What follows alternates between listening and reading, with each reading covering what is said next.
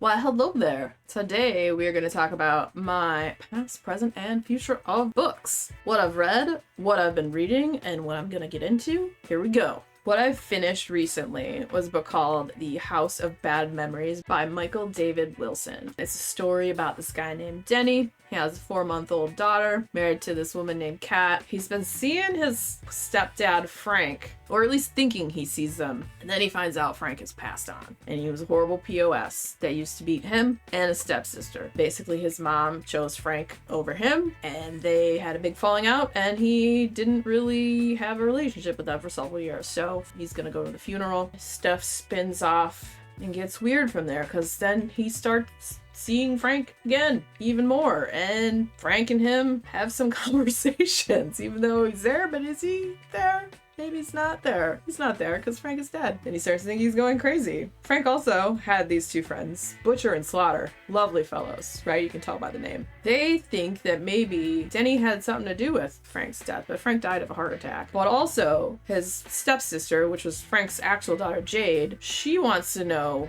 what was happening too, and has some weird suspicions and wants to have a heart-to-heart talk with Denny before he leaves town. Once that happens, the crap hits the fan. Denny's not going to be leaving town, and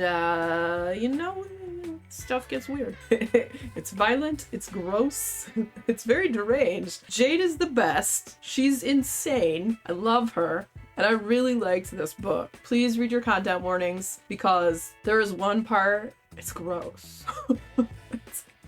It's gross. But it's horror, so whatever. But as I said, read your content warnings. So that's what I finished recently. What I'm currently reading is Night's Edge by Liz Caron. I've been kind of on a vampire book kick recently. I read Vampires of Val Norte, which I loved. I thought that was awesome. I guess I was craving more vampire books. Night's Edge. And I'm about halfway through it so far. It's a more modern spin on vampirism. It's kind of like vampirism is like a virus. It almost seems like there was a pandemic of vampires going on and whatnot. You get a little bit into the backstory of Patient Zero and how it kind of spread from Russia with these initial 2 people that got the vampire virus or whatever it is. It follows the story of this girl and her mom is a vampire and she is not. Every day, put a needle in her arm and get a cup of blood for her mom so her mom doesn't have to go out and, feed like an animal. She feeds her that way. And so she exists in society. It's a very awkward way of existence. She can't go out in the sunlight as per the vampire lore. They're vulnerable to rusted metal and they call them Sarahs. And I think it comes from this Saratov. I don't know if that was the name of one of the original vampires or what it is, but they call them Sarahs for some reason. And so everywhere you go, they have to scan you in. So you prick your finger, they gotta test your blood to make sure you're not a vampire, and you're gonna go take victims and suck them dry or whatever. So that whole thing exists, and there's this whole underlying society of different Sarahs or vampires and whatnot. I'm enjoying it. I think the pace is really good. You flash between what happened when her mom first became a vampire, the guy that made her a vampire, why they got that guy out of her life. But anyways, it talks about her being turned and how that leads up into present days. You flip between present day and back at 2010 or something like that. All right, so future reads. I got a couple things from the library. One is Sushi by Junji Ito. I don't know too much about it, but I do like its art style and the weirdness that is Junji Ito, and so let's read you a little bit about it. All right, so the back says, "I'll get you for this. I'll show you true horror." All right. And I apologize if I pronounce any of these names wrong, because I probably will. I might not even be saying Soichi right. There's a good chance of that. So, Soichi, the unhinged second son of the Sushi family. He chews nails and makes them clatter and clack as he spouts horrific curses to bring about the most bizarre happenings. Whether it's summer holidays or a birthday party, Soichi can turn any occasion into a nightmare in a heartbeat.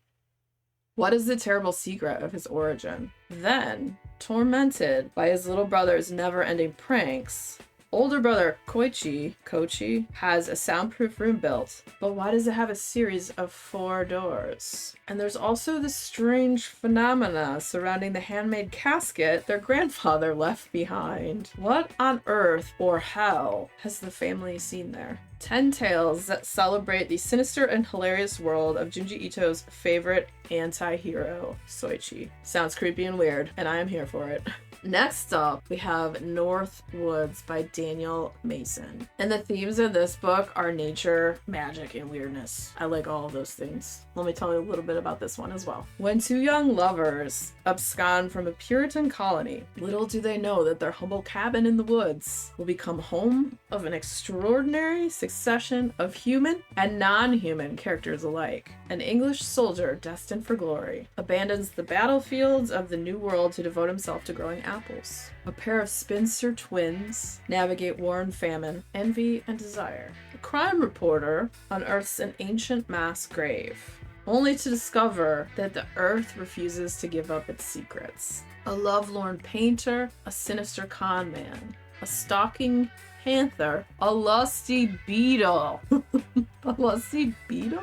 As the inhabitants confront the wonder and mystery around them, they begin to realize that the dark, raucous, beautiful past is very much alive. The magisterial and highly inventive novel from Pulitzer Prize finalist Daniel Mason brims with love and madness, humor and hope, following the cycles of history, nature, and even language. Northwoods shows the myriad magical ways in which we're connected to our environment, to history, and to one another. It is not just an unforgettable novel about secrets and destinies, but a way of looking at the world that asks the timeless question, how do we live on, even after we're gone? And I thought that sounded pretty great. I also wanted to talk about 2 books that are on my radar that I don't know when I'm going to get to them, but I like both of these people. One of them, I read one of his books and I really liked it. The author is Paul Shepard. I read one of his books called Terraforming. It was weird and it was a sci-fi book. I have a standalone review for that. I'll link that down below if you want to check it out. And he has a couple new books out, but the one that I'm going to talk about is called Ashtrays and Kittens. And the other book that I want to mention too, these are both about like killer cats. Because I like cats and books about killer cats. Yes. The other one is by Claire L. Smith called Agnes and Cab.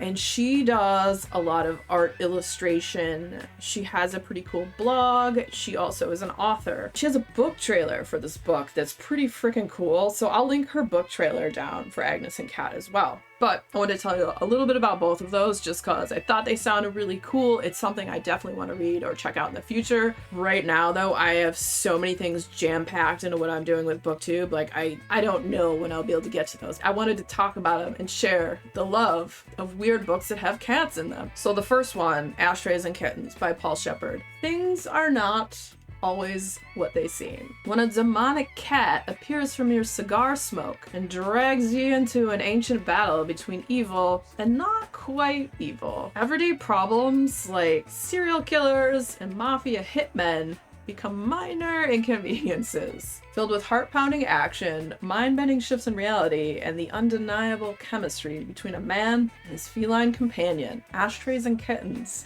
is a pulse-pounding adventure unlike any other. Get ready to join the fight and to meet the killer kitten that might just be humanity's only hope of survival. I mean, come on, that kind of sounds awesome. I like stories that have animals in them. It's fun. So Agnes and Cab by Claire L. Smith. In 1981, 11-year-old Agnes Hilaire lives with her troubled parents in the dark redwood forest. As her parents' marriage continues to crumble, Agnes is approached by a magical black cat that is more than it seems. It offers to solve all of her problems, and she gladly accepts. However, as people close to Agnes begin to disappear, she realizes there's something dangerous lurking in the trees. Over 20 years later, Agnes is infamous as the lone survivor of a ruthless mass murderer that was never caught. Despite the nightmare of her childhood, she has managed to find some semblance of peace until the killings suddenly resume. And another young child emerges from the forest covered in blood as she slowly begins to descend into madness. Agnes begins to realize that Cat's help came with a price she is unable to pay, and that the dead bodies will not stop until she fulfills her side of the deal. Killer Cats. Let's go. If you're a fan of videos where I talk about multiple books that I am reading, next video coming up will be about that, so stick around, check it out. And if you had fun hanging out today, hit that subscribe button, come back, see me again, and we'll talk about more bookish things and weird stuff.